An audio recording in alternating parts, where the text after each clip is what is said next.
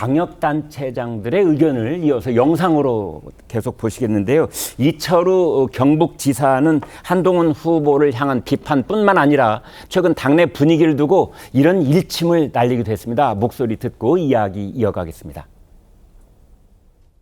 나경원이가 부탁했는 거를 그걸 까발린다. 그 얘기도 아니고 참 기가 막힌 일 아닙니까?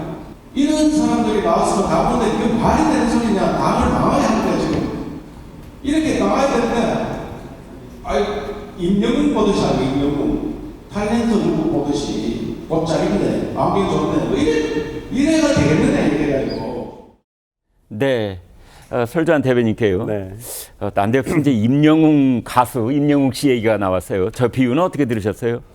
글쎄요, 이게 참 임영웅 팬들이 들으시면 좀 불편했을 수도 있다 싶어요. 그럴 수도 있습니다만은 비유가 적절한가요? 글쎄, 특정 어떤 연예인을 언급하면서 할 필요는 굳이 없었다. 그 팬덤을 비유한 것 같아요. 그냥 이렇게 연예인 보듯이 하면 되지 않겠냐 이런 말씀으로 저는 차라리 했었으면. 그렇습니까? 차라리 그랬으면 좋겠는데. 최근에 정치 트렌드는 팬덤 없이는 성공하기 힘든 트렌드가 돼버렸습니다. 네. 이재명 대표, 민주당 이재명 대표 같은 경우는 아주 강력한 그리고 광범위한 지금 팬덤을 가지고 있고요. 그 다음에 지금 국힘 전당대회에서 후보 중에서 유일하게 팬덤을 가지고 있는 후보가 한동훈입니다. 네. 근데 이게 정치 비판을 많이 받아요. 저희도 많이 비판도 하고 그게 과한 경우에는 상당히 부작용이 많은데 네. 최근에는 이런 것도 하나의 정치 현상이라고 저는 보여요. 네. 그러니까 정치인을 하나의 연예인처럼 보는 것도 있고요, 분명히. 그 다음에 무조건적으로 추종하는 경우도 굉장히 많습니다. 네.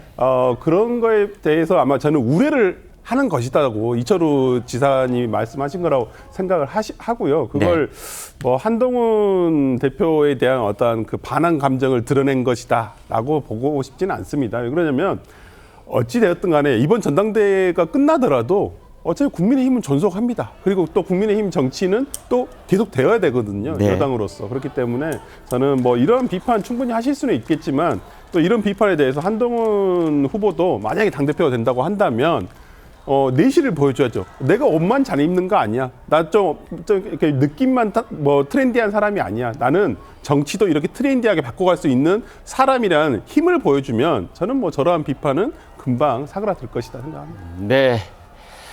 국민의힘 전당대회를 앞두고 당대표 후보들의 합동 토론회를 계속해서 현장 취재를 했던 TV조선 정치부 기자들의 목소리는 현장에 막상 가서 보면은 참석자들은 각 후보별로 지지자들 숫자가 엇비슷할 경우가 있지만 그 열기는 한동훈 후보 쪽이 사뭇 압도적이었다. 이런 말을 하기도 했습니다.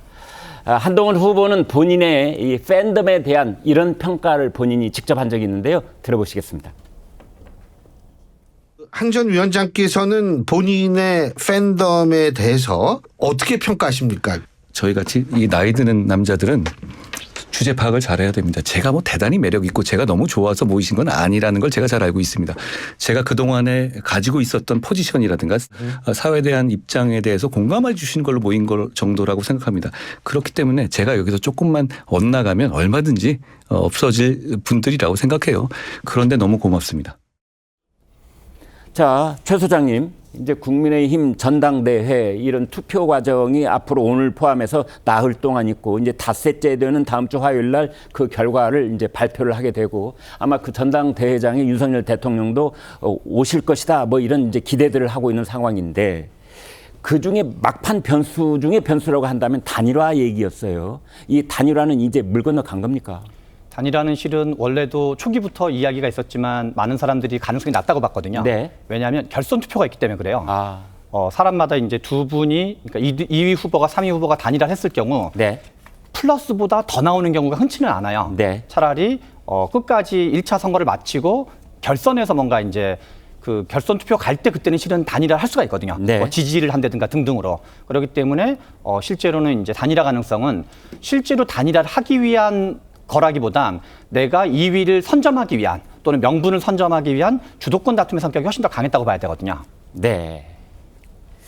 자, 오늘 김민수 대변인께서 하실 말씀이 많은 것 같은데 혹시 저희 이런 질문 드려볼게요. 최근에 이제 그 국민의힘 당대표 후보들의 그 현장 분위기를 계속 전달하고 있는 방송, 신문들의 보도가 이제 있는데 그게 혹시 제대로 전달하지 못한 부분이 있다고 보시는 겁니까?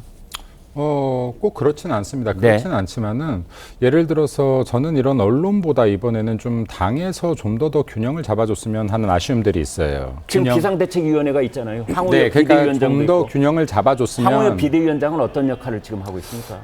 황우여 비대위원장의 문제를 말씀드리는 것이 아니라요. 아, 네. 예, 여기 선거에 대한 당규들이 있어요. 근데 당규들을 엄격히 해석하면은 사실은 이런 선거들의 모양새가 앞으로 더 발전할 텐데요. 네. 당규 위반들에 눈 감고 확대 해석을 해주기 때문에 여기까지는 괜찮구나 하면 다음 선거는 이거보다 더 심해지는 그러네요. 겁니다. 네. 근데 당규에 명확하게 나와 있는 것들을 지금 위반하는 사례들이 꽤 있었죠, 지금. 네. 그럼에도 불구하고 이거를 그냥 모른 척 넘어간 부분들이 있습니다. 선관위에서 말이죠. 저희들이 네. 이제 구체적인 얘기를 네. 좀 듣고 싶은데요. 경고를 4번인가 발령을 했지 않습니까? 그렇다면은 이걸 어길 경우에 해당 후보에 대해서는 막판 그 이 득표율에 뭐 가령 5%포인트를 깎는다든지 왜 이런 규정을 안 만들죠?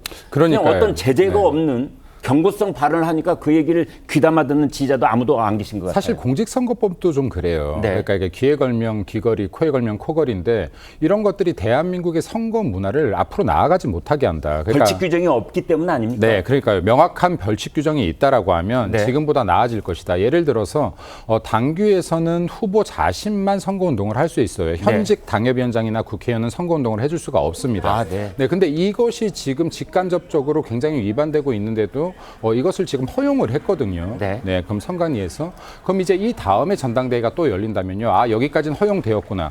또 더 세지는 거예요. 그럼 또 개파 정치가 되고 줄 세우기 정치가 될 겁니다.